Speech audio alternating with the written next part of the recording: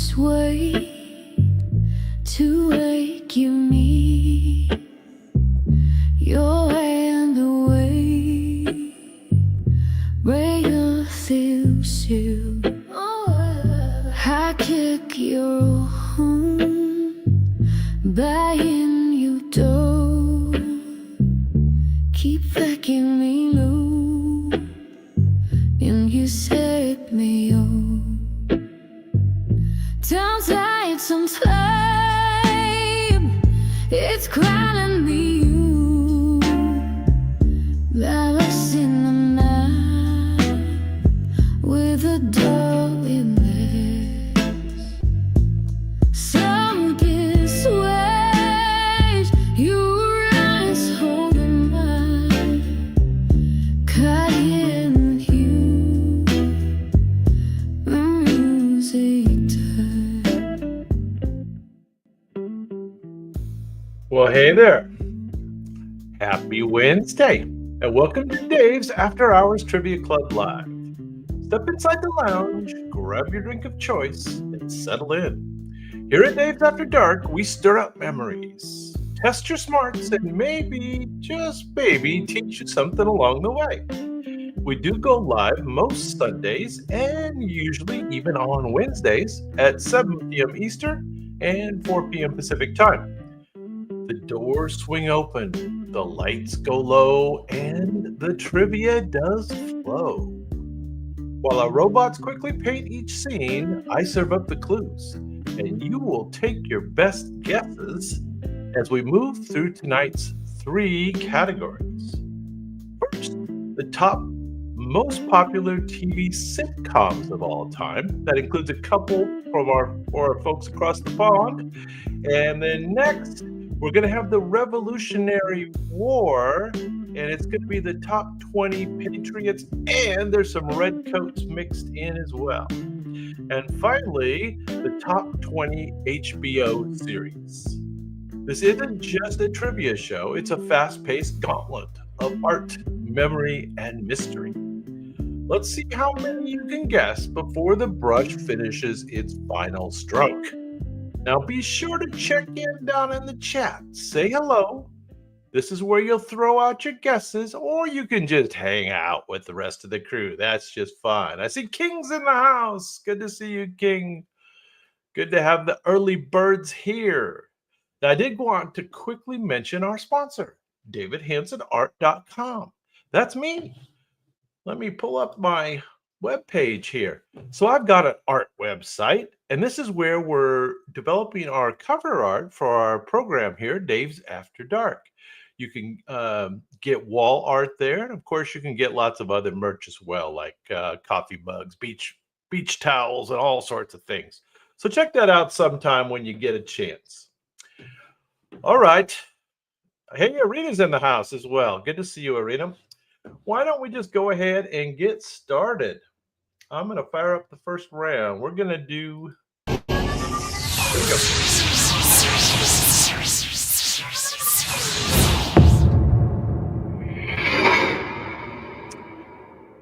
Okay, now you do know the rules. The robots do the painting, and you do the guessing. And I do give some clues that try to confuse you along the way. Now, tonight we're going to start with the top 20 most popular TV sitcoms of all time. And I will tell you, the first one's a British comedy, so don't let that throw you off too much, okay? You know, number 20 is often kind of difficult. Here we go, number 20. This duo drinks, shops, and gossips their way through London's fashion elite. I bet King gets this. The daughter is more mature than her own mother. Sounds like a typical story. Celebrity cameos were practically a fashion accessory. So they had lots of celebrities on this show, I guess, huh? Yeah, King, I knew you'd know it. Patsy and Edina or Adina? I'm going to say Edina. Aren't just characters, they're a lifestyle. A British satire that's equal parts Chanel and chaos. And yes, you've already got this. Yeah, that was easy for you, wasn't it? All these aren't going to be too difficult, especially since we got some folks from England here, and that will definitely help out. So yes, you are correct. This is absolutely fabulous from the UK. Now this started all the way back in 1992, and it did wrap up in 2012. But it is rated in the top 20 of all time. While it started as a parody of Fashion and Fame, it evolved into a cult comedy with sharp wit and fearless absurdity. Still beloved by fans for its unapologetic edge. Alright. Now let's go across to America. A little bit older one. This is a comedy where a comedy writer balances home life and showbiz chaos. Okay. The hero trips over an ottoman in the opening credits every single time. Mary Tyler Moore, in her 1960s capri pants, caused a stir in the 1960s. Behind the scenes, antics at a variety show fuel the laughs. Does anybody remember this one? You're going to like the little videos on this. At the end, they're very cool. Rob and Laura Petrie was their name. Redefined the American sitcom couple. So one of them is Mary Tyler Moore, well before her own show. Don't remember this one? This one's actually named after the other actor. This is the Dick Van Dyke Show. Dick Van Dyke Show. This ran from 1961 till 1966. There they are. Look at them. Doing some modern 1960s dance routine there, I guess. There you go. This show shaped the modern sitcom with intelligent humor, physical comedy, and a peek behind the curtain. All right. I think you'll know this one. Yeah, it was back in the day, for sure. This was 64 to 67. Their 3-hour tour went way off course. I might be able to sing the theme song for this one. There's a professor who can make a radio out of coconuts. Every week, they almost got rescued, but didn't. A millionaire, a movie star, and a skipper walk onto an island.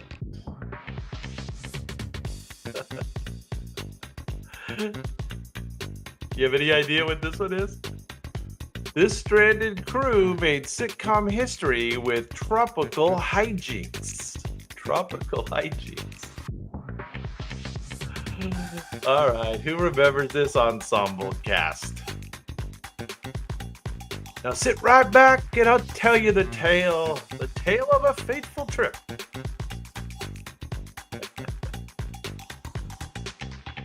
A 3-hour tour. A 3-hour tour. There you go, King. Gilligan's Island is, of course, correct. Though critically panned at the time, it gained massive popularity and syndication. The theme song alone deserves its own fan club. Yes, my singing of the theme song deserves its own fan club. All right, now quite a bit later. I'm going to give you the dates. 1993 through 2004 on this next one. This character was actually spun off from the Boston bar to a Seattle radio show. He lives with his dog-hating dad, and a British housekeeper. Coffee shops and opera are essential to his therapy. High culture meets low self-awareness in every episode. Yeah, you got that quick. You're correct. High culture meets low self-awareness in every episode. I guess I repeated myself. The snooty psychiatrist still gives killer advice. Mostly. And yes, you are correct. It is Frasier. Frasier. There he is.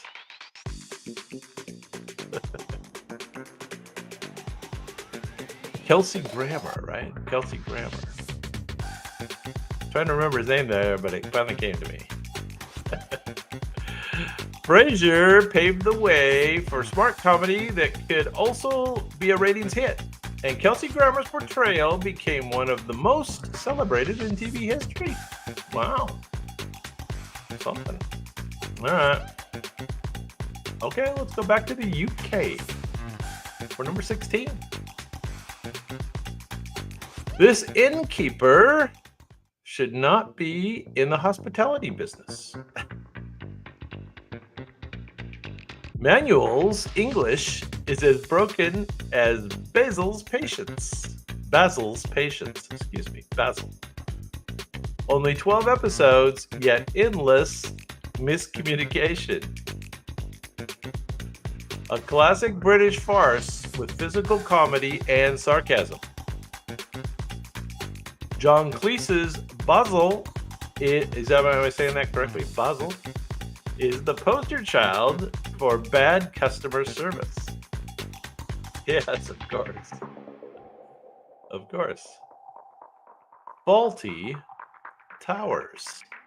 Faulty Towers from 1975 till 1979. This is often called one of the greatest British sitcoms ever. It was a short series packed with more comedic chaos into a dozen episodes. They only had 12 episodes than most shows manage in years. There it is, Faulty Towers. We're waiting for the video. Was it cool? It was a good show. I haven't seen it. I hate to say.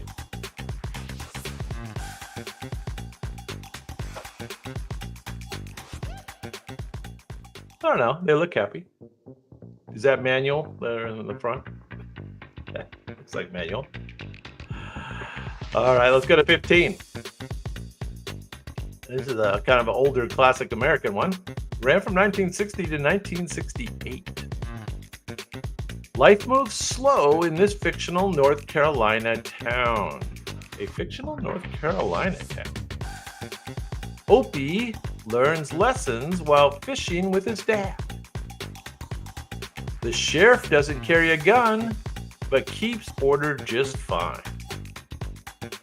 Barney Fife is the world's most lovable nuisance.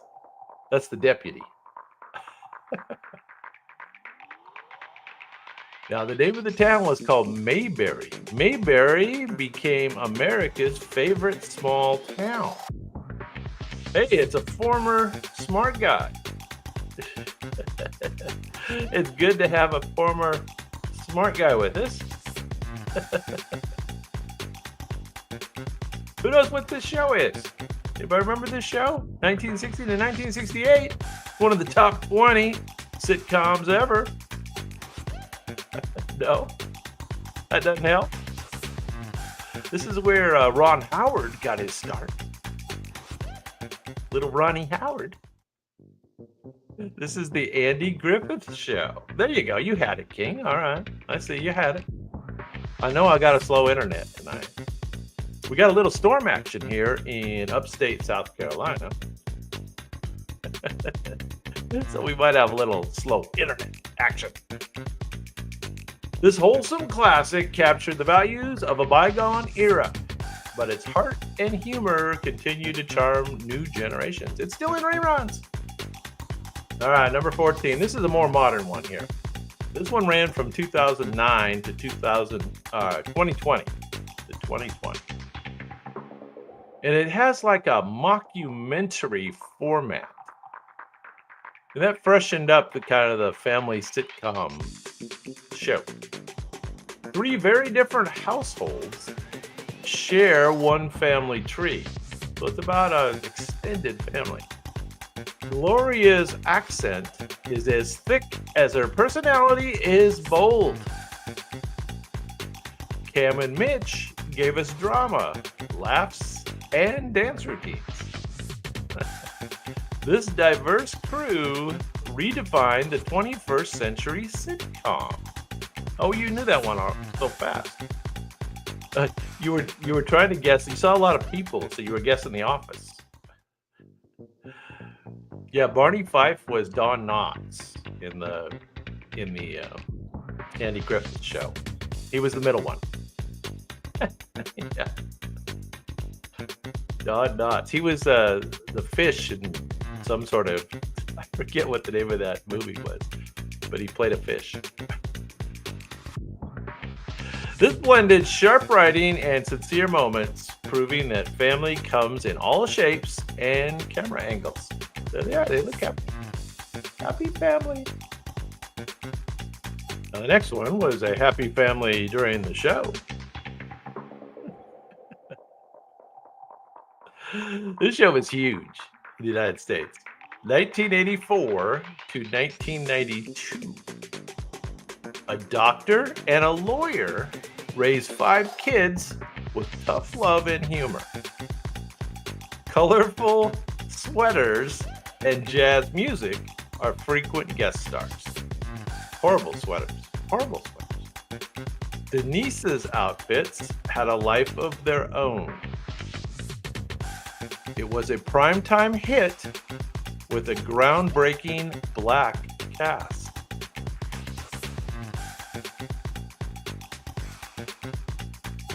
Yeah, okay. So do you remember Bill Cosby's character's name? Let's try to guess Bill Cosby's character name.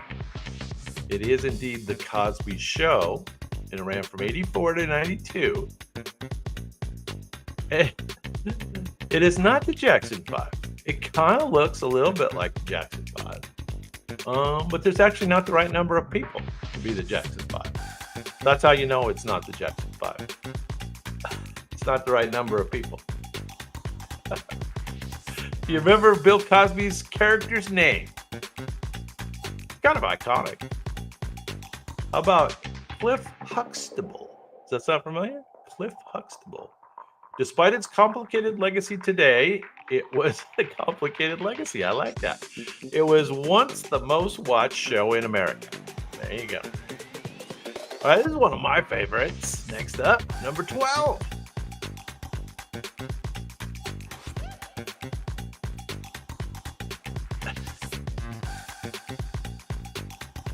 Cliff Huxtable. But Cliff. Oh, what? Heath was it? You think that's the formal name? M? Heathcliff? Probably so. Probably so. All right, who could guess this from the picture? A stranded astronaut gets a magical roommate. She lives in a bottle. Literally. She was sexy for that time. 1965. Her blinking causes serious domestic chaos. Tony Nelson never quite figures out how to control her. Yes, M. King. King had the short answer. M has the more correct answer. It's the sitcom that made Genie Pants iconic. Yes, it did. Yes, it did. There were some interesting characters on that show. I love that show. I Dream of Jeannie. Because granted, it was about, astronauts and space and stuff, and that was kind of cool too. Right? I Dream of Jeannie, 1965 to 1970. This enchanting sitcom mixed slapstick and supernatural flair with Barbara Eden became a pop culture icon. Okay, there you go. We are doing top sitcoms. Top 20 sitcoms of all time. And we're on number 11. Now, this one's going to be a little harder to get from the picture. Good luck. A banana, this is the key clue. A banana stand hides more than just bananas. I've made a huge mistake. Became a show mantra. Dysfunctional is an understatement for this family. It's definitely true. This was quirky. The narration is half the fun, but this is critically acclaimed by everyone. Yes, you are correct, King. You are correct. Did you used to watch this show? It's pretty funny show and off the wall. This is the story of a wealthy family who lost everything. Yeah, it's funny. And good actors, right? The whole cast was just over the top good actors. Arrested Development, 2003 to 2019. It was a clever, chaotic, and packed with lots of Easter eggs, earning cult status even after cancellation. And then they had some sort of revival. I can't remember how it worked, but anyway. Arrested Development, that was a funny one. All right, we're down to the top 10. Top 10 sitcoms of all time. That's an old one. You'll know it. You'll know it from the picture pretty quick. You'll probably know it from the clues. 1951 to 57. So this is going back a bit. You had to watch the reruns on this one. This redhead gets into more jams than a fruit factory. Her husband's catchphrase, "Lucy, I'm home. Lucy, I'm home." Correct, Em. You are correct. And the next clue is my favorite scene. What I can remember, I've seen it many times. The chocolate factory and the grape stomping. Now, did you guys ever see these scenes? The chocolate factory and the grape stomping. One of the first TV. Oh, she was pregnant while the show was going. There you go. And they showed her being pregnant. The queen of slapstick and the original sitcom superstar. Yeah, there she is. Lucille Ball and Desi Arnaz. I love Lucy. Yeah, Lucy and Desi. Lucille Ball didn't just make people laugh. She changed television. Her show pioneered reruns, live audiences, and comedy as a big business. So her show was first. Lots of firsts. There you go. All right, number 9. This was a huge success financially, this show, and it had lots of spin-offs. Those are my extra clues for you. Everyone knows your name here, especially Norm. Especially Norm's name.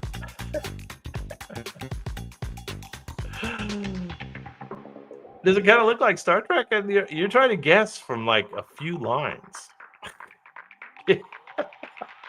The bar had more drama than your favorite soap. Coach and Woody made dumb lovable. Yeah, okay. Now we're on the right track.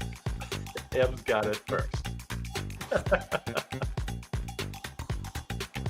Coach and Woody made dumb lovable, right?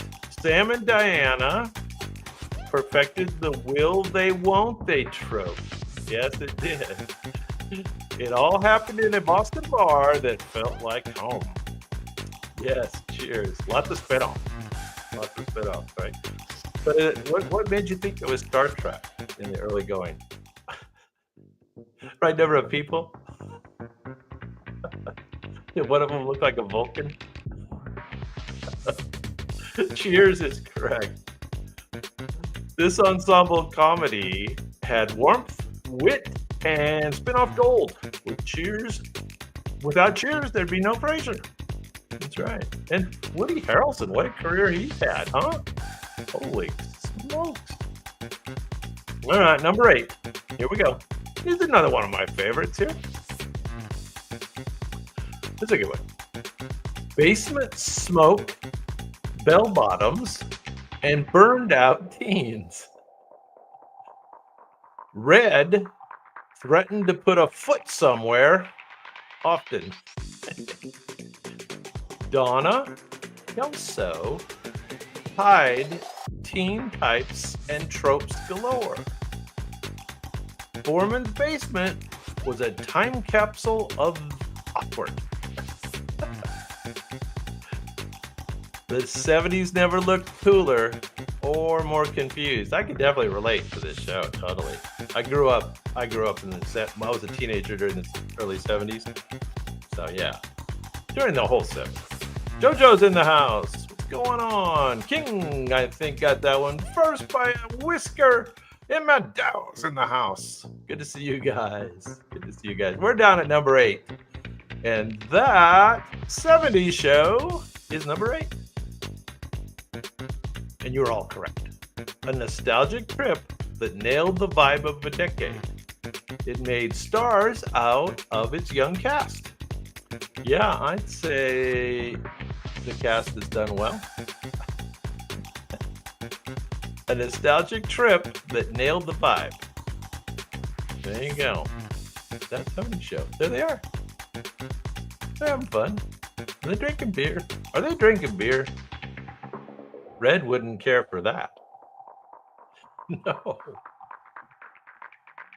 right, a somewhat more modern one here, but funny as heck. All these are funny as heck. 2009 to 2015. One woman loves her town, waffles, and she loves Joe Biden. I didn't remember that part. Ron Swanson is every libertarian spirit animal. That's right. This show made small-town bureaucracy surprisingly adorable. From pit to park, the gang grew into legends.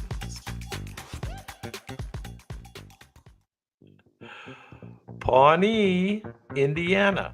Does that sound familiar? Pawnee, Indiana, where hope is a job title. I don't know what that means exactly.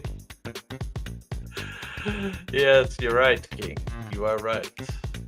All right, pretty funny show. You know, I didn't watch every stitch of this show, but I got a few episodes and I thought it was pretty fun.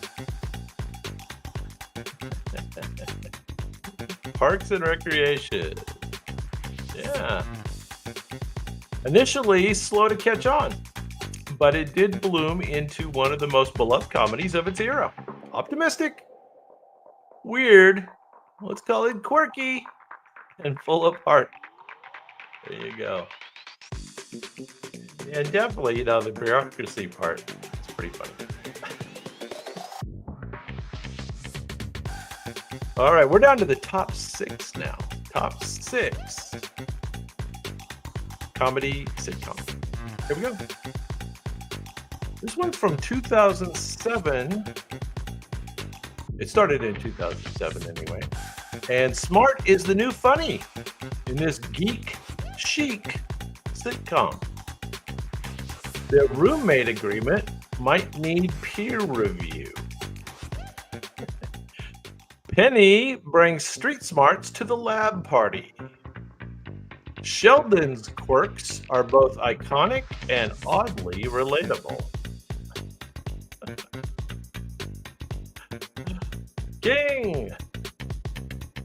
King's on a streak. Bazingo. I'm sorry, Bazinga. I didn't say it right. I apologize. The Big Bang Theory. The Big Bang, yeah, you can hardly see it yet, and you already got it.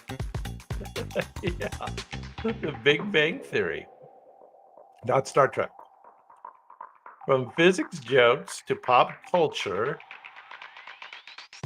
deep cuts, it brought nerd culture into the mainstream and broke records along the way. Pretty popular show, right? 2007 to 2019. Big Bang Theory. I thought it was still going. I guess I'm seeing reruns. I don't know. All right, we're getting into rarefied air now. We're on number 5, top 5. Here we go. Here we go. A show about nothing that became everything. Puffy shirts, soup Nazis, and Festivus for the rest of us. Right, Ben Stiller's parents were in this show, right? No lessons, no hugs, just laughs. Georgia's neurosis deserved their own show. Yeah, I was surprising that George didn't have his own show. Correct. Sam's got it. Good job. Jerry, Elaine, George, Kramer, TV's most dysfunctional foursome. Yeah, that's a funny show for sure. And watch the little video at the end. It's kind of cute. Their interaction. Its influences everywhere, and its irreverent tone helped reshape comedy for the modern era. And Seinfeld ran from 1989 to 1998. There they are. Yeah, you got that one too quick. We got to wait now for the little video.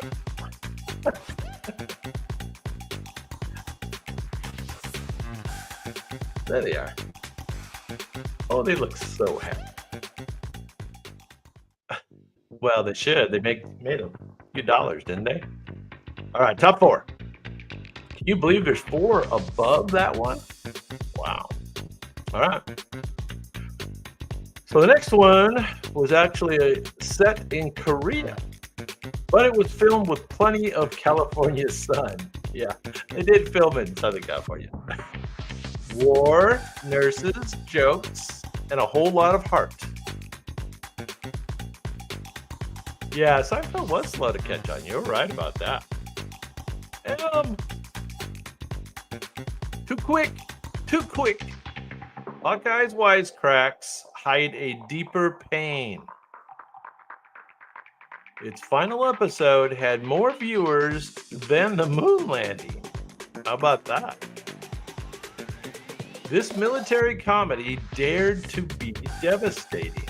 Yeah, they went back and forth between humor and kind of like tragedy, right? It was a little rough. How about Klinger, huh? That's my favorite character. Radar and Klinger. Yeah, MASH is correct. Only, I don't know. You should have spelled MASH with an M-A-S asterisk H. I don't know why. But that's the way they spell it.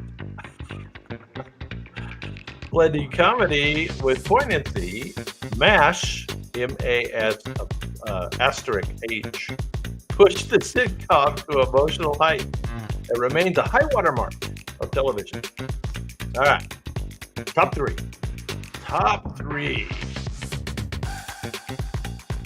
The clue's gonna give it away. 6 New Yorkers, 1 big couch. They were on a break.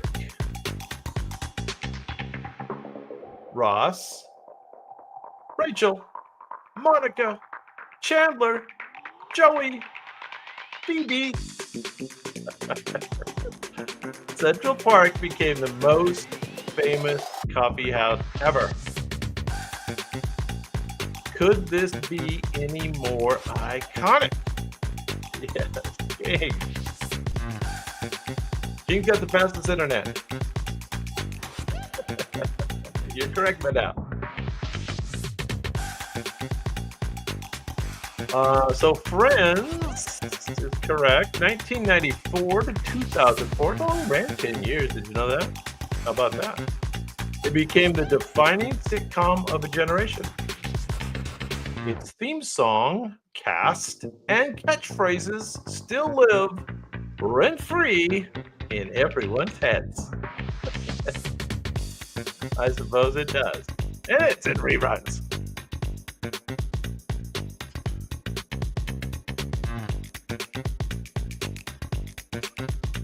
All right, there they are. Doesn't really look like Rachel.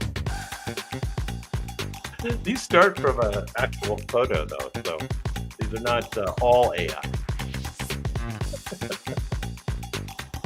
All right, top two. This next one will be pretty easy. This next one will be pretty easy. Yellow-skinned and never aging. They've been on TV since Reagan. Springfield might be the weirdest town on earth. Yeah, correct. Dang, but no. Doe. I'm not saying it right. Doe. It's in the dictionary now. Did you know that? The Simpsons put doe in the farts, chalkboard, and couch gags are never the same. America's favorite animated family satirizes everything. Yes, they do. And of course, you got it correct. This is The Simpsons. And it ran from 1989 until, who knows? It's still running. How about that? Did you know that? It's more than a cartoon. It's a cultural touchstone with prophetic powers and razor-sharp satire.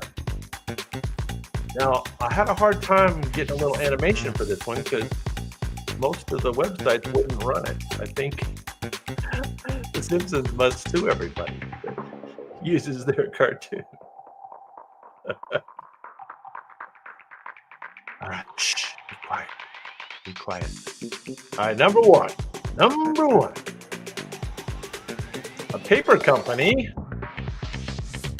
that sells more laughs than reams.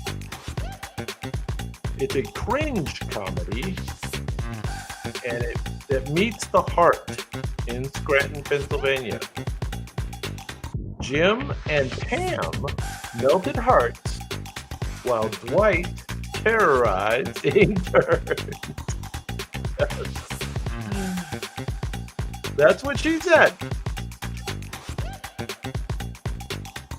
Michael Scott, world's best boss, according to his mug.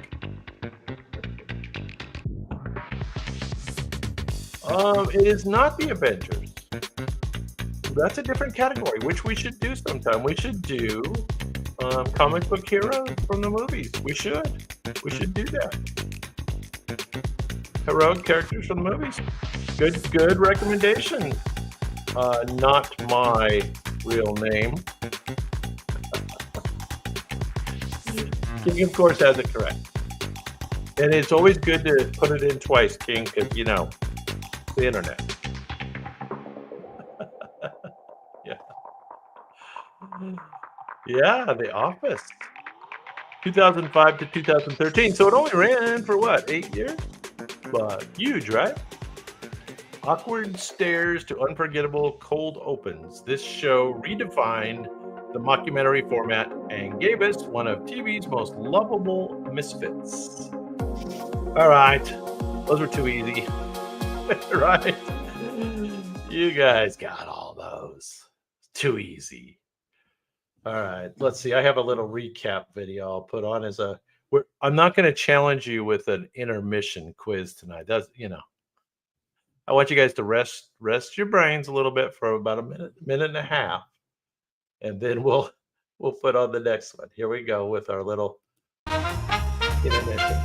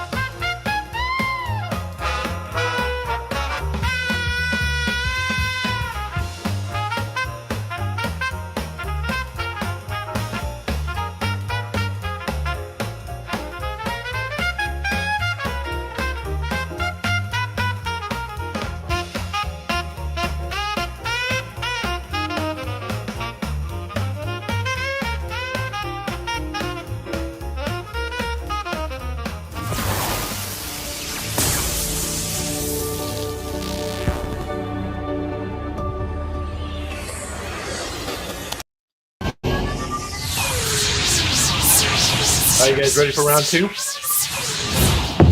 Yeah. All right. Well, most of you know the rules. The robots do the painting around here, and that means you guys have to do the guessing. And I try to confuse you with clues along the way. Now, we're going to do a new version of the Revolutionary War, and we're going to do the top 20 Patriots and Redcoats. So we've got a bunch of Redcoats mixed in. Just to keep our friends from across the pond happy. Number 20. These are going to be a little hard. Good luck. This cavalry officer was known for speed and savagery. This is a redcoat. Except he wore a bright green coat and led loyalists. He led like the people that were in America, but they were loyal to the king in the South. He's the one who chased Nathaniel Greene across the Carolinas. The Patriots, the U.S. Patriots, dubbed him the Butcher for his brutal methods. The British officer became the villain in Colonial Nightmares. This is a British guy. This is a redcoat. Anybody know?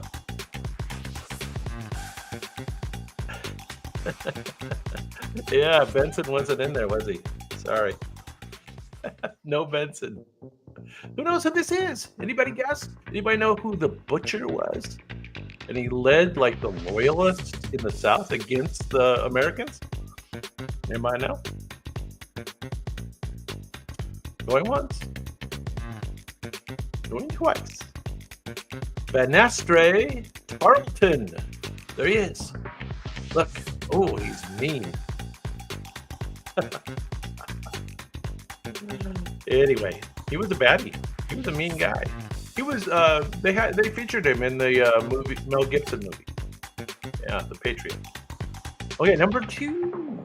Another guy who fought on the side of the king. He fought not for empire or republic, but for homeland. He was educated in England, yet he was a fierce warrior of the Iroquois. He was educated in England. He led raids in New York and Pennsylvania during the war. He was allied with the British, so he led the Iroquois against the Americans allied with the British. This Mohawk leader's legacy bridges cultures and conflicts. Anybody know their American Revolution history? I told you they'd be a little tough. They'll get a little easier, more common names. Keep saying Paul Revere, and one of these times it will be correct. Anybody know who this is? He has an Indian name and a kind of like Americanized or Englishized name. Going once, going twice. This is Joseph Brant, also known as Thyandongia. Thyandongia. There you go. He was multilingual. Complex figure. All right, let's switch to the American side. This is one of my Carolina compatriots. He started the war as a Quaker and a blacksmith. George Washington called him his most reliable general. So he was a general on the American side. He never won a major battle, but he did keep Cornwallis running. So he caused Cornwallis lots of trouble. His strategy wore British down in the Southern campaign. This is the general who won by retreating smartly. So he was very involved in guerrilla warfare and stuff. Anybody know who this is? Carolinas. Guerrilla warfare. American general. Littlefoot. Or was that the last one? All right. Well, going once, going twice. Sold. This is Mr. Nathaniel Green. Does that name sound familiar to anybody? Nathaniel Green. Green's tactics turned the tide in the South. Not with firepower, but with patience and grit. His logistic genius was the key to America's survival. Sounds important. There he is. There he is. All right, number 17. You know, if you can't get them, it's okay. Just wait for the little video at the end. It's kind of entertaining.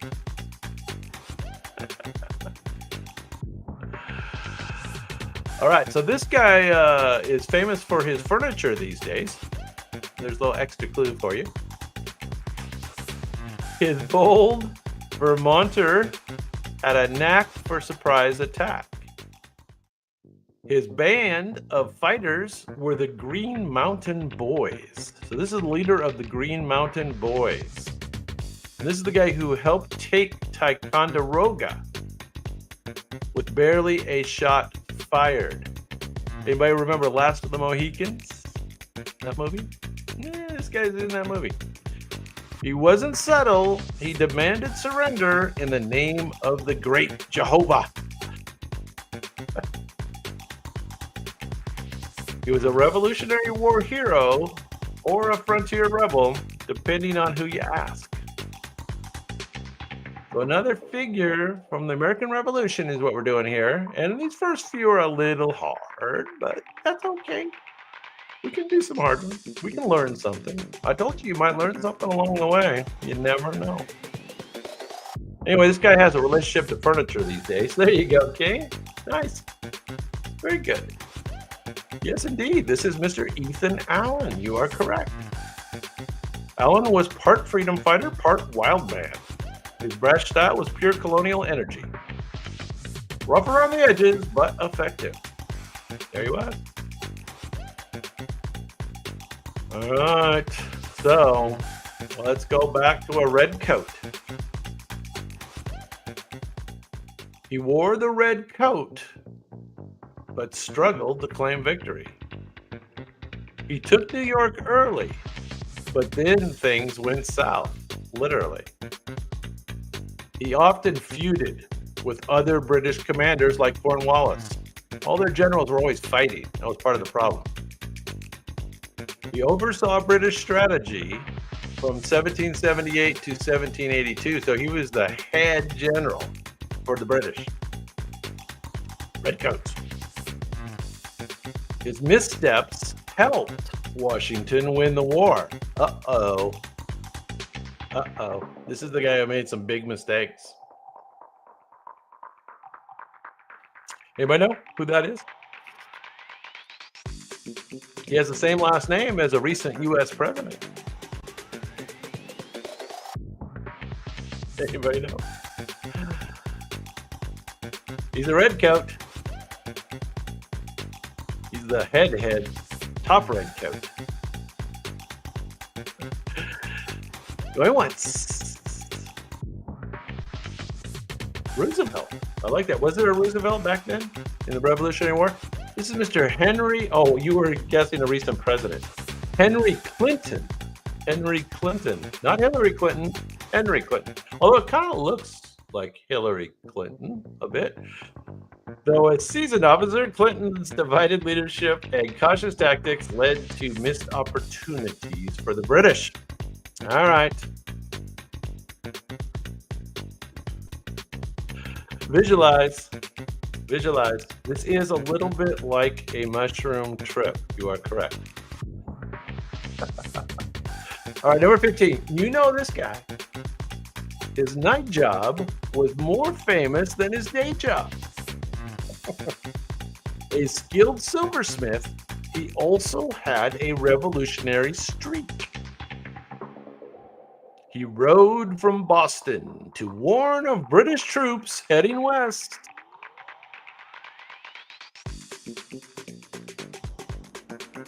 His midnight ride got mythologized by Longfellow. That's how it became so famous. Yeah.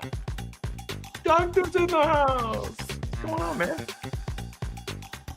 What is going on? Coming in with the right answer. Although it is the typical Dr. Short answer. Does anybody have a more complete answer? The British are coming. The British are coming. Even if he really probably didn't say that. I did.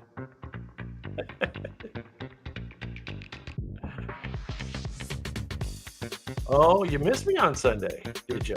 Yeah, I was up in Salt Lake with my kids, grandkids, having some fun. Sorry, apologize. Paul Revere is, of course, correct. Paul Revere. Let's go to 14. All right. So, if it helps you at all, I've never heard of this next guy. His nickname was Gentleman Johnny. He marched south from Canada with a lavish entourage, hence the Gentleman Johnny.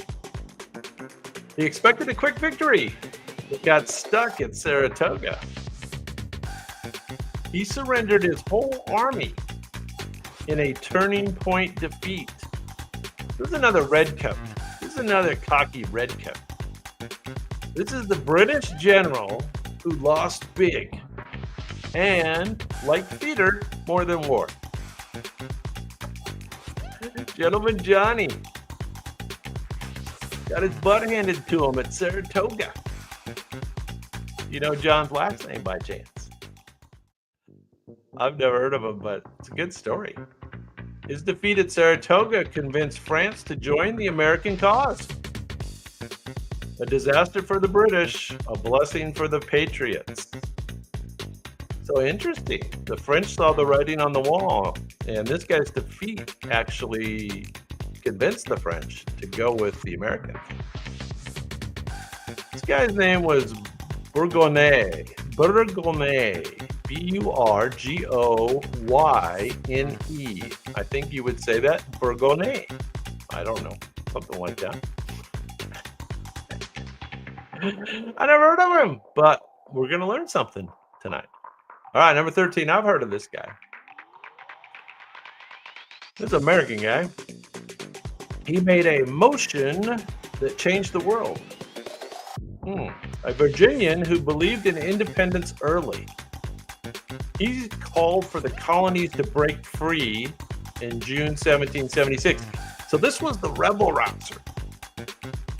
His resolution at probably the Continental Convention, right? His resolution led to the Declaration of Independence. A man who officially got the revolution rolling. Not James Madison. Good guess. Good guess.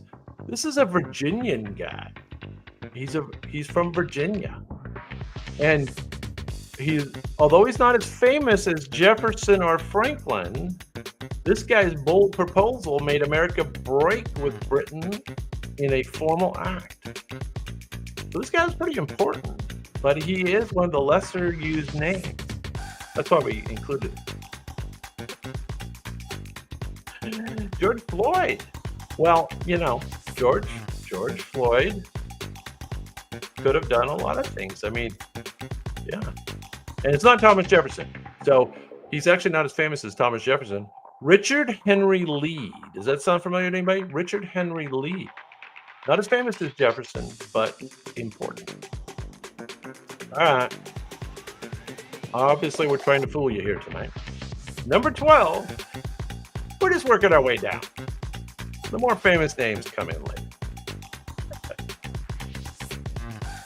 Right, this guy was also an American, but has a little bit of a sordid story. He claimed credit for Saratoga, but wasn't really the hero. Later, he actually ran away from the Battle of Camden. He tried to replace Washington in a behind-the-scenes plot. Ooh, intrigue. This guy flirted with glory, but actually ended in disgrace. His story arc was more rise and fall than ride or die. So this guy was kind of plotting to overthrow Washington behind the scenes, and he really wasn't the hero that he claimed to be. Yeah. Anybody know who that would have been in the American story? Anybody have any guesses?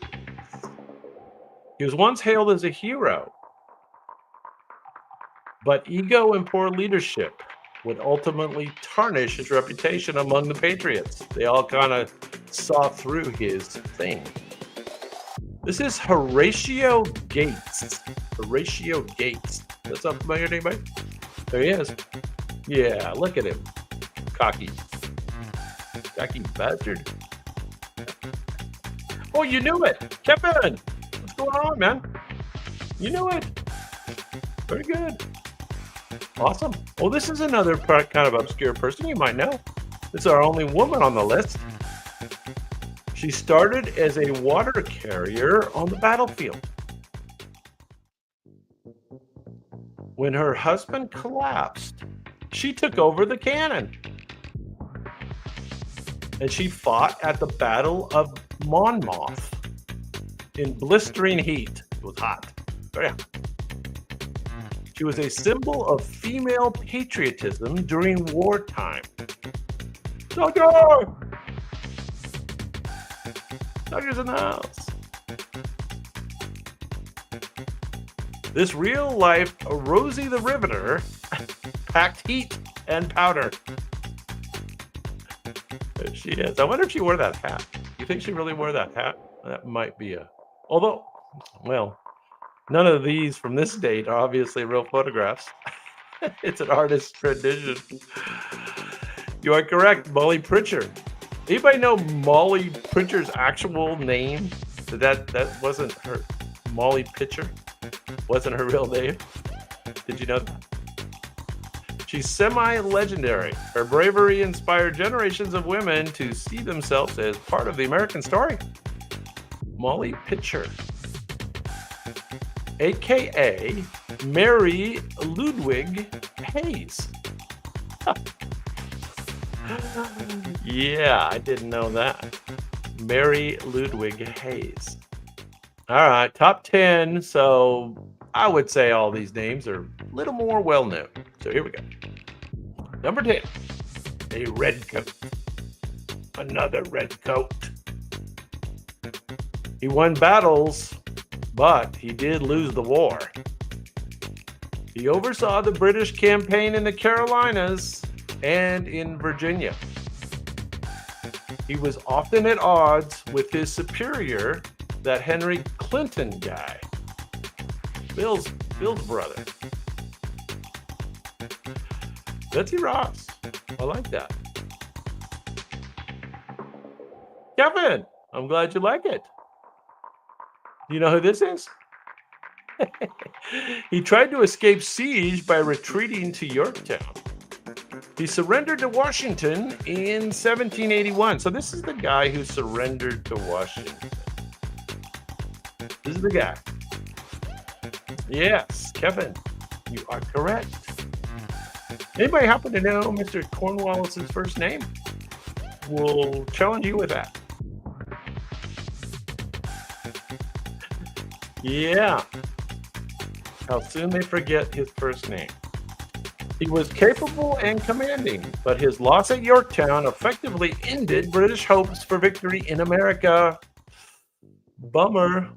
Cornwallis. Chuck Cornwallis. Yeah. There he is. That's where they got the Chucky character. He looked mean at the end there, didn't he? He looked mean. He was angry.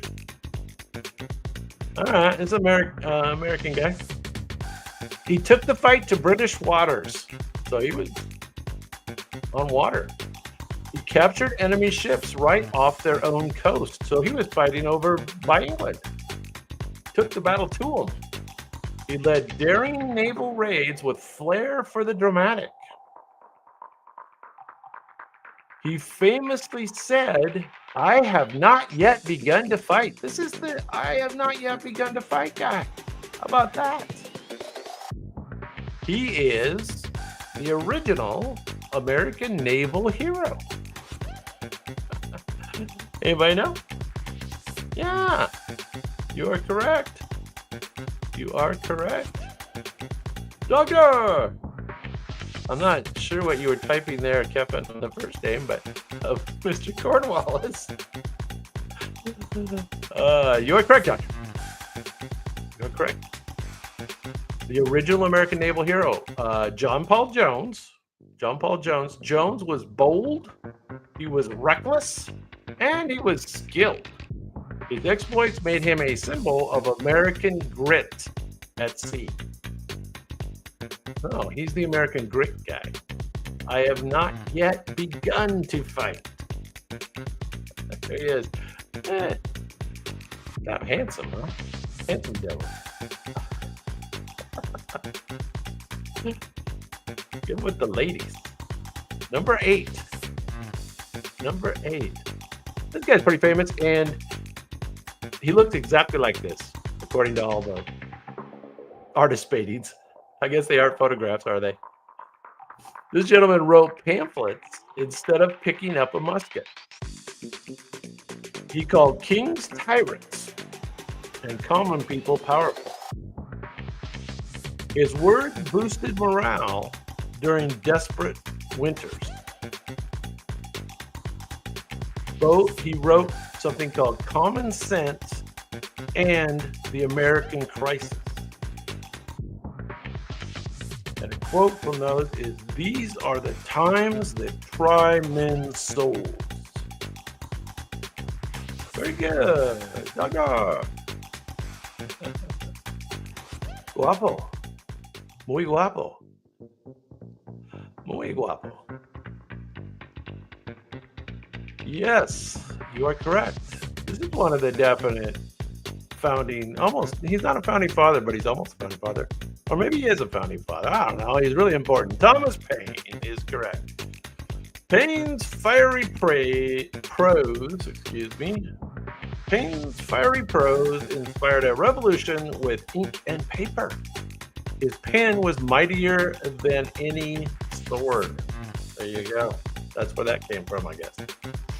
A lot of firsts. A lot of things came from this stuff. The American Revolution. And we're done with all those nasty redcoats. All right, number 7. His signature says confidence in 72-point font. That's the only clue you need. He was the president of the Second Continental Congress.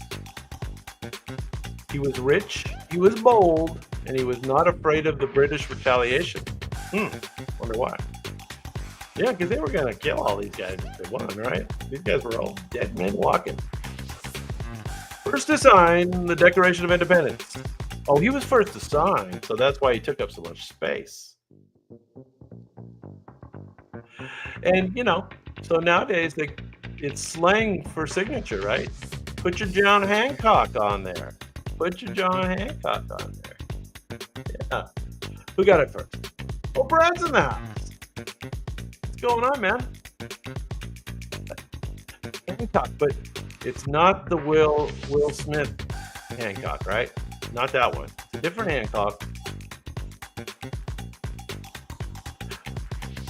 You know what I mean? A flashy patriot with money and guts, Hancock made sure no one missed his mark on history. Yes. He took up a lot of space, didn't he? Let's see what he looks like here. Mr. Hancock. Oh, he's happy too. They're all happy because we won. If we didn't win, they were all going to be hanging for ropes. Or did they shoot him? Which did they do? Did they hang him or shoot him? I don't know. It would have been either hung or shot. All right, number 6. This gentleman was a master of dramatic pause and fiery speech. This is the orator. The orator. He helped unite Virginia behind the Patriot cause. He delivered one of history's most famous final lines. And I'll say it in a second. He stirred crowds into action with his words. Now, who knows who the orator was? Who knows who stirred crowds into action with words? Anybody know? Not Monroe. Not with Monroe. If I tell you his famous line, you're gonna know it. Give me liberty or give me death. Who said that? His words electrified colonial assemblies, making rhetoric as much a weapon as muskets. This one's not Benedict Arnold. This is the orator. No, so, there's kind of like all these different guys that were so important. And this is the orator that was so important. Patrick Henry. Yeah. Give me liberty or give me death, guy. Okay. All right. So the next one's not technically a redcoat, but he is number 5 on our most important people from the American Revolution. Yeah, we won. They're happy.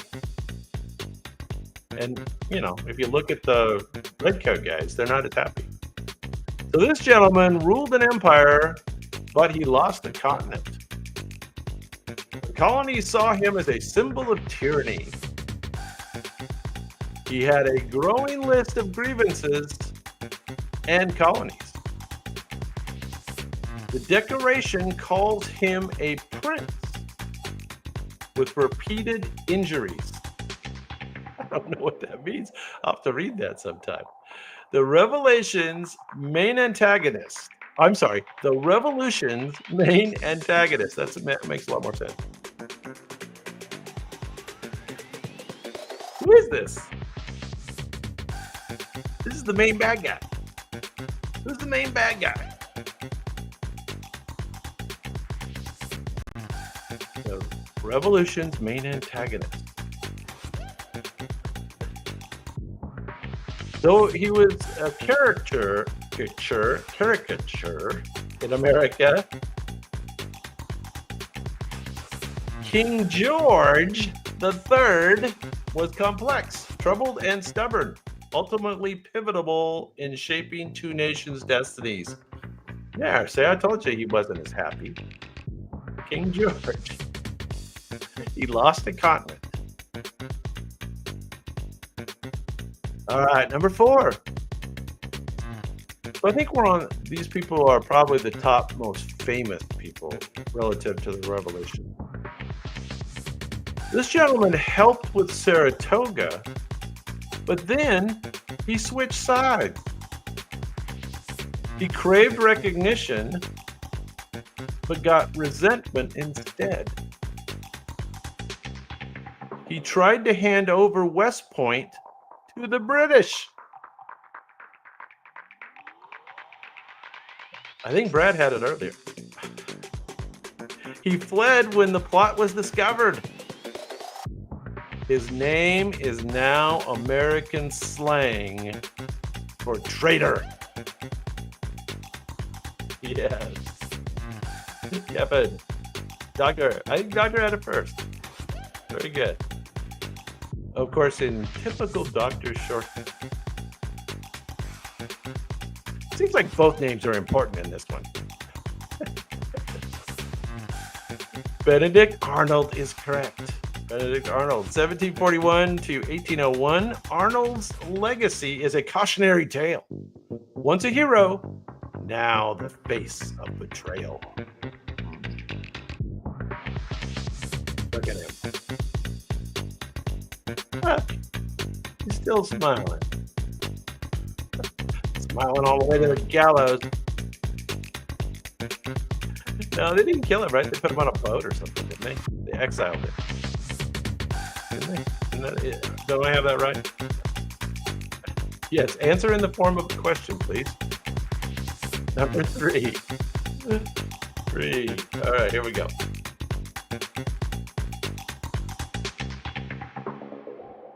The Revolution's ultimate hype man. He brewed rebellion, not beer. That's another Adam. Or they just took his name later. He helped plan this is the guy who helped plan the Boston Tea Party. He was always stirring things up in Massachusetts. He gave the movement its momentum. Yeah, Duggar. And Brad? I think Brad got it first, no? I think so. Good job, Brad. You just know, you guys know it because you like the beer, right? Am I right? Samuel Adams. Adams worked behind the scenes, organizing protests and promoting rebellion with unmatched intensity. All right. Yeah. Sam Adams. There he is. I don't know why did they name the beer after him? Don't know the story. Anybody know the story behind that? We're gonna have to go in depth and discover the rationale behind the Sam Adams label. All right, top 2. You can probably guess the top 2 without any clues or pictures. Let's just do that. That doesn't sound as fun, but this gentleman wrote the breakup letter to the king.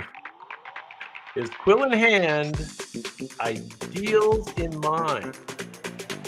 This is the gentleman who authored the Declaration of Independence. All men are created equal, he boldly stated. He did end up becoming the 3rd president, but first among scribes. Yes, but Brad had the extreme shorthand. Extreme shorthand. I see it, Brad. You had it, but that's pretty shorthand. Sally Jennings is not on the list. Oh, Sally Jennings was his girl. Yes, you're correct. Sorry, I wasn't following you. You were too quick for me. Yes, Thomas Jefferson is of course correct. Jefferson's brilliance crafted the revolution's mission statement eloquently, idealistically, and he is still quoted worldwide today. Thomas Jefferson. Who wants to bet whether he's happy or not? I bet he's happy. Let's see. Let's see if he's happy. Oh yeah. Ooh, that's kind of a coy smile. Not as happy as the rest. All right, number 1. I think we know who it is. We're all just waiting for the little video. He never told a lie, allegedly. He did refuse to be king when the victory came. He held a ragtag army together for 8 long years. Did you know it was that long? 8 years? Raise your hand. Did you know it was? That he never told a lie? Yeah, I bet that's a lie too. Did you know it's 8 years? He crossed the Delaware, braved Valley Forge, and he beat the odds. The indispensable man of the American Revolution. Are we talking about his teeth made of wool? Yes. Everyone's favorite, Mr. George Washington. He's got the tallest monument. George Washington. Washington's steady leadership and quiet resolve made him more than a general. He became a symbol of unity, humility, and democratic ideals. And let's check out these wooden teeth here because they don't look wooden to me. There he is. Yeah, those are too good. That was a quite a wood carver that did those.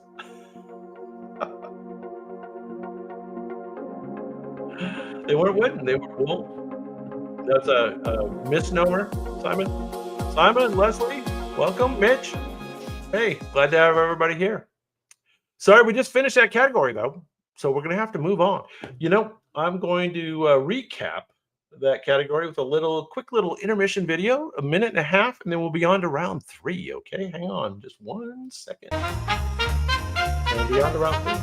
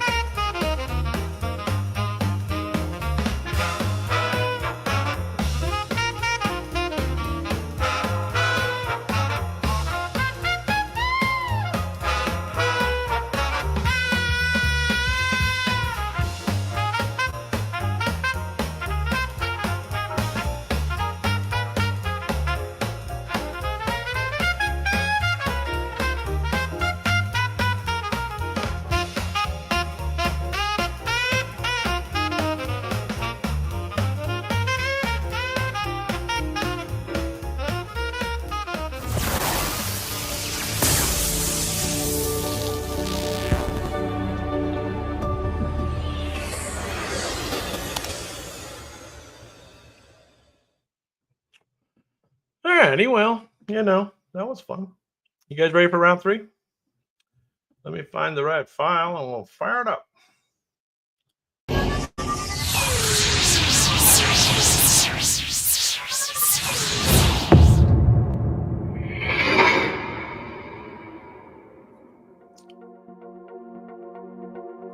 Okay, well, by now you ought to know the rules. The robots do the painting, you do the guessing, and I might give you a clue. Now we're going to do the top 20 HBO shows. Top 20 HBO shows. So that might be a matter for debate, but you probably know most of these. There we go. Number 20. Maybe a little more obscure at the beginning, right? 20, 19, 18. We'll get there. Every episode begins with someone dying. The family business is funeral services, and it's pretty dysfunctional. Themes of mortality and meaning pervade every scene. Its final episode is often ranked among TV's best. HBO is kind of famous for that. The Fishers help others deal with death while struggling with life. Anybody remember this one? Yeah, there you go, Kevin. You are correct. 6 Feet Under. This ran from 2001 to 2005. This quietly brilliant drama turned a funeral home into a philosophical battleground.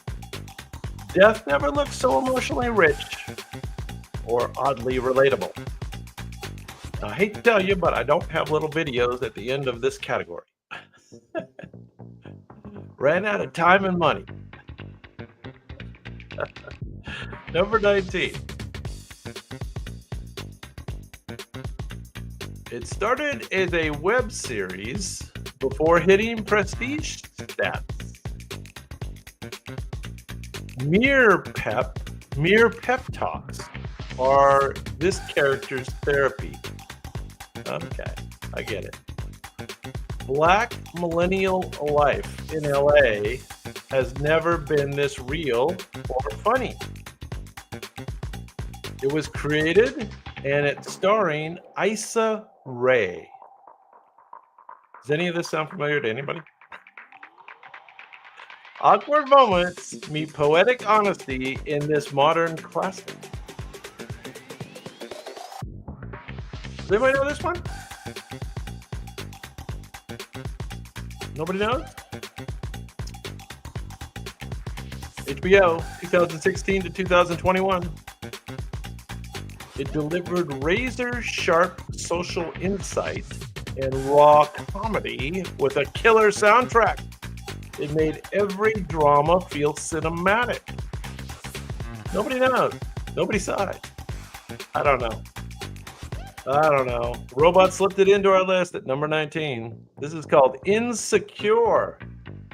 Doesn't ring a bell to anybody, huh? All right. Well, I think the rest will. You know, we have to slip in a couple there at 20 and 19. All right. I really like this one. Teen angst meets cinematic flair. Bold visuals and glitter conceal darker truths. Addiction, love, and trauma swirl through every episode. And Zendaya, I don't know, is it Zendaya or is it Zendaya? Delivers, I like to say Zendaya, but I think it's Zendaya. Delivers a career-defining performance. A Gen Z fever dream of danger and emotion. Yes. Ballers. I like that. Ballers. Not Atlanta. Oh, the last one. Atlanta. King doesn't have it spelled correctly, but I think he's got the answer. He's got the more phonetic answer. About Euphoria. I could spell it for you if you need me to. It's not your high school, but it's hypnotic. Heartbreaking tour through the chaos of growing up in the internet age. There you go. All right, let's move on. Number 17. I think you know this one. This one's kind of interesting. I've liked parts of it. I know. When I've had an HBO subscription. Privilege and panic converge at luxury resorts. Each season's new setting and new secrets. Each season has a new setting. That's the key to this one.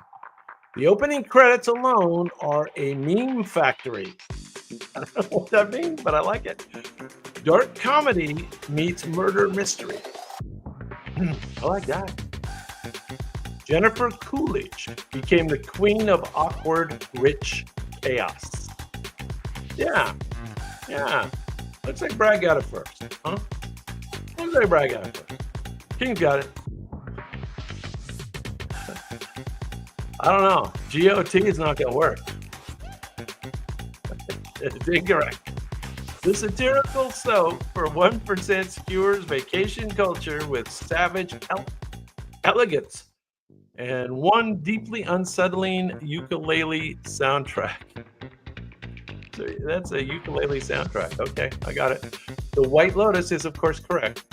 And it started in 2021, and it's still going today. How about that? Yeah. Excuse me. Number 16.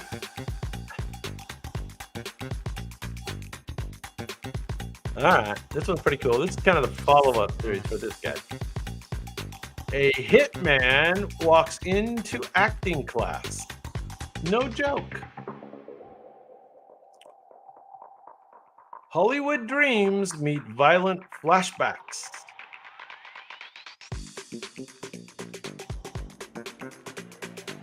Bill Hader goes from goofy to terrifying in a matter of seconds. It's a comedy and it's a tragedy, and sometimes it's both in one scene. Crime never felt so existential. Kevin King, the King had it first. There you go. Yep. You guys got it. You guys like that show? It's a good one. I've seen it, but I haven't watched the series. What's cool is now I can go back and watch all these. They come up in the show, and then I can follow up. Anyway, Barry is correct. Barry, 2018 to 2023. Barry straddles the absurd and the brutal, like a dark bullet. It's Shakespeare with silencers. I like that. Shakespeare with silencers. All right. This is a show that I have caught a segment or two. Hate to admit to it. They're broke, messy, and living in Brooklyn. Created by and starring Lena Dunham. Awkwardness is a feature, not a bug. Think Sex in the City if Carrie lived on a futon. It's not like Sex in the City at all. But this is the show that launched Adam Driver and a million think pieces. Yeah, okay. Doctor's got it. Yeah, Bill Hader's cool, huh? Kevin. Yeah, I agree. You are correct, Doctor. Did you guys watch this show? Who watched this show? Raise your hand. Admit it. Love it or cringe through it? I'd say I cringed through it a couple times. Girls reshaped millennial storytelling with brutal honesty and naked ambition. Literally. I guess, did they get naked? I never saw them get naked. Dodged a bullet there. You cannot lie. What's going on, Em? Em's still in the house. All right, number 14. You know this one. Politics is a joke, and this show wrote the punchlines. Every insult is a work of Shakespearean filth.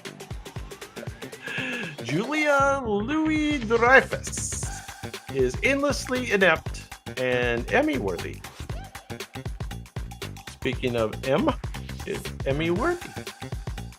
It's satire that might be too real some days. Yeah, it's like reality. This is like what Washington, D.C. is like, exactly. A comedy about being second in command and still last in line. But Brad got it like at 8:30 p.m. Exactly 8:30 p.m. I have a time stamp on Brad's answer. Yeah, having a landline is an advantage. Veep made DC dysfunction hilarious. If you're not offended, you weren't listening close enough. That sounds right. They kind of took shots all the way around. Veep is, of course, correct. V-E-E-E-E-P. Veep. Number 13. All right. This is a change of gears. Gladiators, senators, and betrayal. Oh, my. Oh, I was supposed to say that like Wizard of Oz. Sorry. Gladiators, senators, and betrayal. Oh my. Still didn't say it right. It follows two soldiers through the fall of a republic. Julius Caesar and Cleopatra have a major screen time. Lavish sets, brutal battles, and ancient tea spills. You guys know this one. Did you guys watch this all the way through? I did not watch it all the way through. I don't know if I found it boring or what, but I watched parts of it. I did watch parts of it. I think now that I do this kind of history-oriented channel where I do some Roman stuff, I might be more interested. I might have to rewatch this. It was HBO's first epic before Game of Thrones. Rome was too expensive to last. Oh, it was too expensive to make. But it laid the bloody, backstabbing groundwork for every prestige period drama that follows. And yes, it was just called Rome. You know, it only lasts from 2005 to 2007, but apparently it was critically acclaimed. Critically acclaimed. Hey, my video garden. What's going on? Now, do you have a garden that you show videos of, or do you have videos that become a garden? Number 12. The King of Cringe returns as himself. No script, just chaos. Offending everyone is his superpower. This show's motto, minor problems, major overreaction. You knew that. But what's the show called? Oh, there, Kevin's got it. So, kind of a 1-2 punch from Brad and Kevin. Oh, but King had it way up. King had it before we started. How'd you know it, King? Did you have a premonition?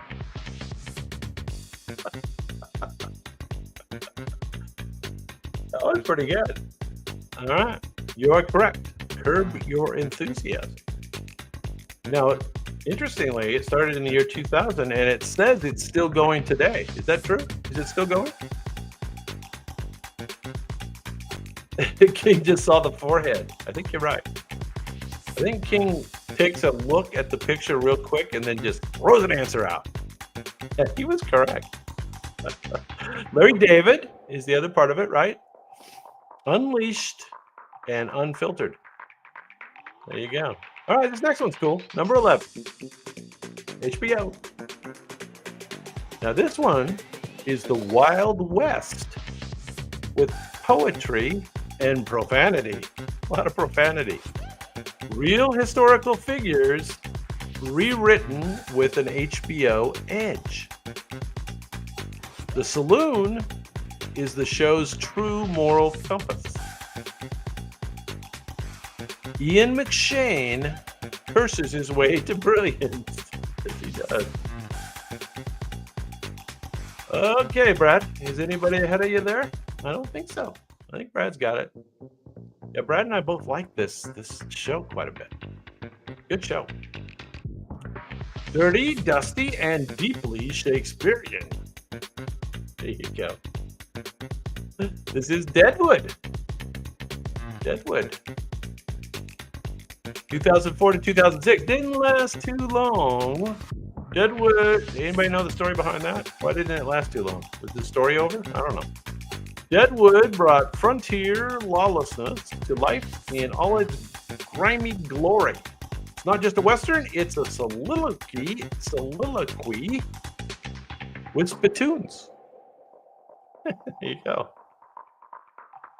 All right, let's do top 10. Huh? Top 10 HBO shows of all time. I like this next one. You know, I don't think I watched it when it first came out. But I caught up. I binged it.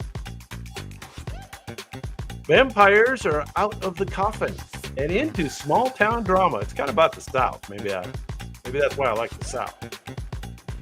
Romance, blood, and southern heat simmer in every episode. Sookie Stackhouse Stackhouse can hear your thoughts. Unfortunately, who got it? Anybody get it? Kevin? Are you first, Kevin? Vampire Diaries isn't quite correct. Kevin, I think, has it with one misspelling. We'll give it to you. Nobody had it before that, did they? Brad has it now. What do you think of Suki, huh? She was kind of quirky. Quirky girl. There's more supernatural species than a monster manual. It's sexy, campy, and unapologetically wild. Yes. True Blood is, of course, correct. True Blood. It was a gothic soap opera perfection, equal parts steamy and ridiculous. Kind of like Twilight got bit by the HBO After Dark, or Dave's After Dark. All right, number 9. This was a good show, and once again, I didn't watch it in its kind of first run, and I had to catch up. I had to binge it. Prohibition never looked so slick. Steve Buscemi plays Atlantic City's most dapper criminal. Gangsters, politicians, and bootleggers clash in pinstripes. King. Yeah, the girlfriend's into it. You got to watch it. It's Scorsese meets Prestige TV. Historical fiction with a body count. Rich in detail and bloodshed. It was one of HBO's stylish dive into the dark glamour of America's criminal past. Cool show, right? Who liked this? Everybody liked this? I think everybody liked this, right? Yeah, it was good. It was good. I'm sorry, did I miss who got it first? I think King might have got it first. Is that right? Yeah. Good job, King. Boardwalk Empire, Steve Buscemi. Buscemi. Something like that. There he is. All right, number 8. Now, this is definitely a kind of what would you call it? A slow burn. Moms, murder, and it's all in Monterey. Beautiful scenery. Flashbacks piece together a seaside secret. Reese, Nicole, Laura, and Meryl bring A-list intensity. It's a murder mystery disguised as a PTA meeting. That's exactly right. Female friendship and tension at its glossiest. Yeah, who knows the show though? The show's name is pretty cool, actually, but it was kind of a takeoff on the campier kind of teen show that was earlier, right? A little bit of a takeoff on the name. Nicole Kidman, right? She was awesome in it. You haven't seen it? Oh, it's actually pretty good show. And the scenery of Monterey and Carmel and stuff, awesome.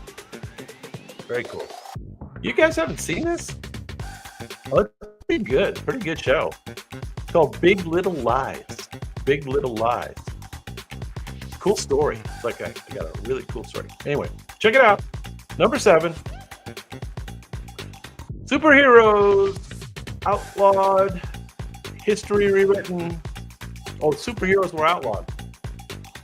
The Tulsa Race Massacre finally got the spotlight it deserved. Regina King becomes a masked justice warrior. It's a sequel, it's a remix, and it's a reckoning.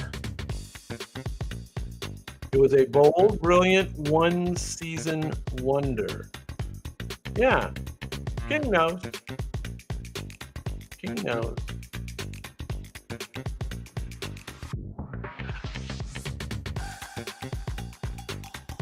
I don't know. I kind of like the Big Little Lies, actually. It's pretty dark. And it's a slow burn. Anyway, yes, Watchmen is correct. Watchmen is correct for this one. Watchmen didn't just adapt a comic. It exploded it. It brought race, power, and legacy into superhero conversation like never before. Who knows the year for Watchmen? Anybody know what year they did that? Only 1 year. Yeah, it's a graphic novel thing. One of those. 2019, in case you're interested. All right, number 6. Once again, something that I didn't catch when it was first out, but I did binge it a bit, and I kind of like this next one.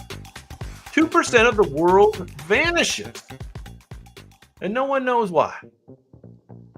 It's not sci-fi. It's a deep dive into grief. Justin Theroux and a lot of tears. Cults, silence, and surreal beauty fill every episode.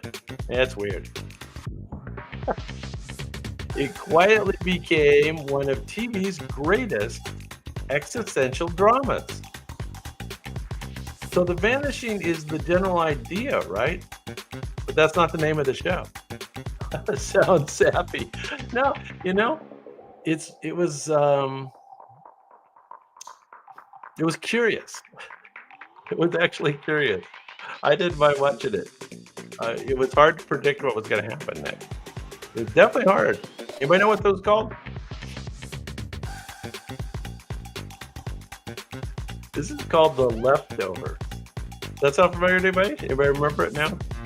It was overlooked at first. The Leftovers evolved into something transcendent, equal parts heartbreak and hope, delivered with haunting grace. The Leftovers. Yeah, it's worth a watch. Worth a watch. If you don't like it, you don't have to watch it.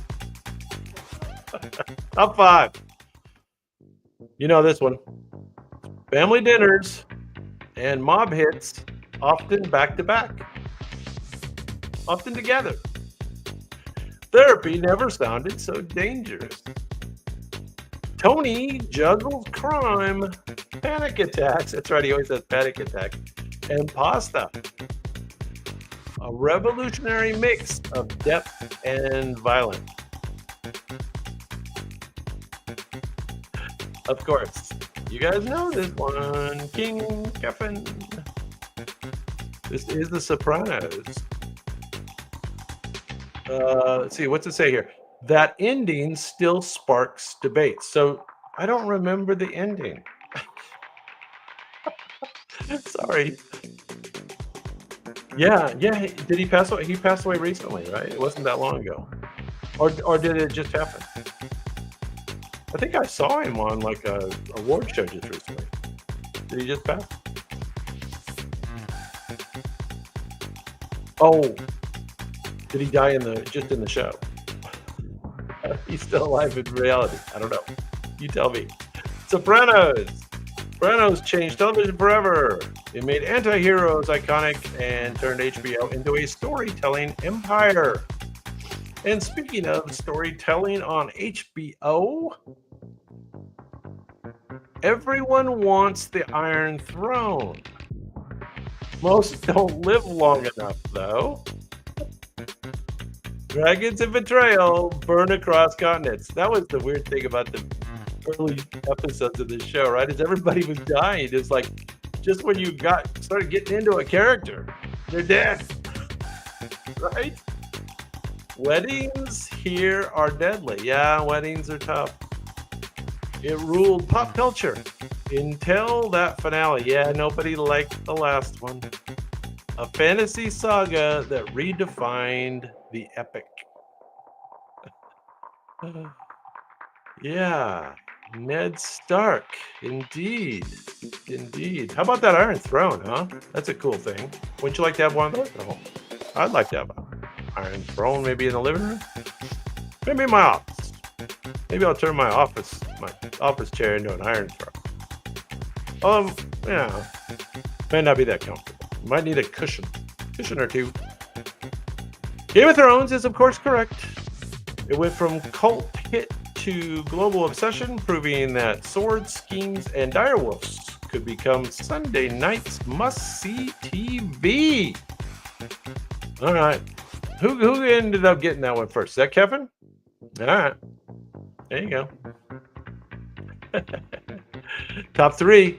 Oh, I like the next one. The Roy family dinners are war zones. Every compliment is an insult with punctuation. Talk about dysfunctional. Corporate backstabbing has never been so stylish. It was inspired by real-life media dynasties. The richest people with the pettiest problems. Who knows what this one is? Roy family. You guys not see this? Yeah, Kevin. Yeah, if you haven't seen this one, this is definitely worth the watch, I think. Yeah. It kind of blends quirkiness with corporate intrigue. Yeah. I like it. Yeah. Yeah. Succession. Definitely. Yeah, the characters are all unique characters. All kind of off the hook. That was number 3. We got 2 more. Anybody guess what the top 2 shows? Number 2. It's all about drugs and cops and schools and the docks. And Baltimore is the star and the struggle. Everyone's connected and no one's safe. It does tell the truth without being too preachy. Now the robots like it. The robots tell me right now that it's arguably the greatest show ever made. Yes. Emphatically.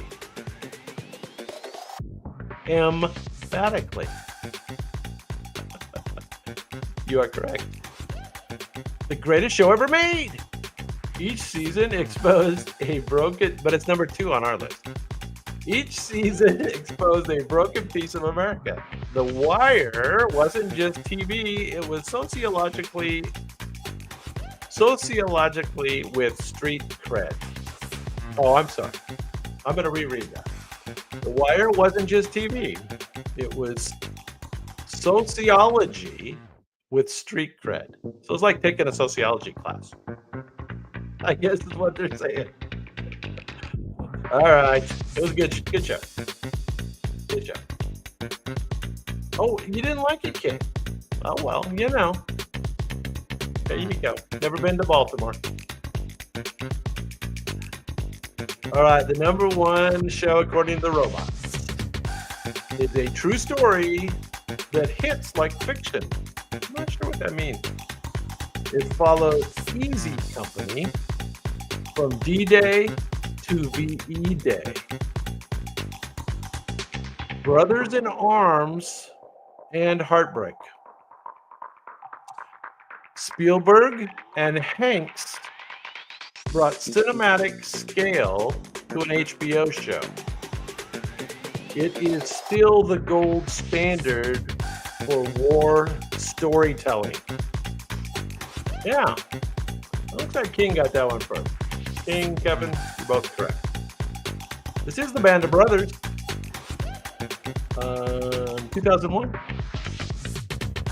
Band of Brothers was only 10 episodes, but it left a legacy as vast as the battles it portrayed. Unflinching, emotional, and unforgettable. There you go. So, we made it. 3 rounds. Not bad. Yeah, good game. GG. You know what you type on World of Warcraft? GG. See, I'm pretty hip. All right, just so you know, we do have a show coming up on Sunday, and it'll be pretty cool. It's going to be a theme show about stand-up comedy through the decades. So we're going to do the 50s, the 60s, the 70s, the 80s, and the 90s. And we're going to do top 10s for each one. So it should be pretty fun. And that's on Sunday night, same time, 7 o'clock. And then I may be not doing a Wednesday night show, but we'll be back again the following Sunday with another theme show. Let me know if there's anything that you think would make a good category. One of the next ones we're going to be doing sometime soon will be top movies from Anthony Hopkins. That was Stuart's suggestion. I don't know where Stuart's been. Stuart hasn't been here the last couple weeks. Hope he's okay. We miss Stuart.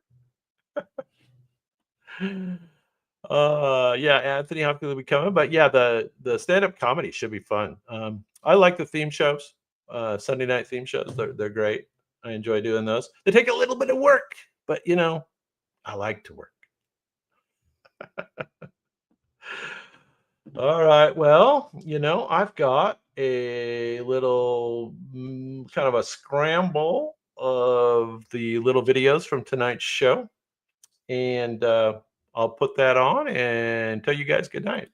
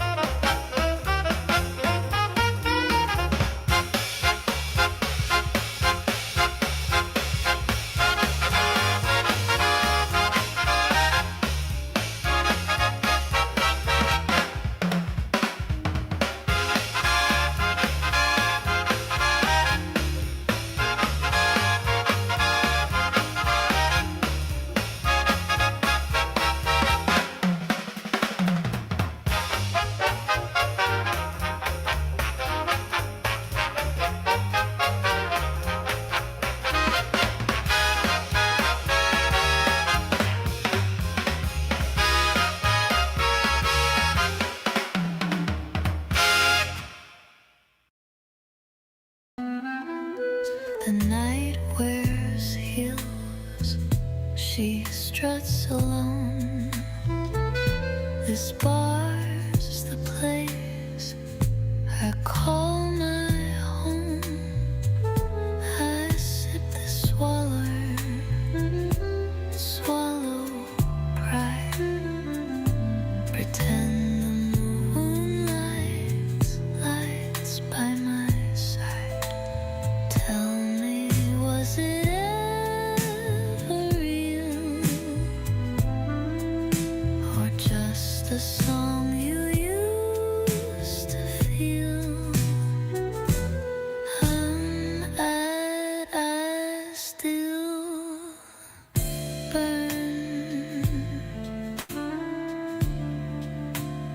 I still ache. I still whisper your name when I break.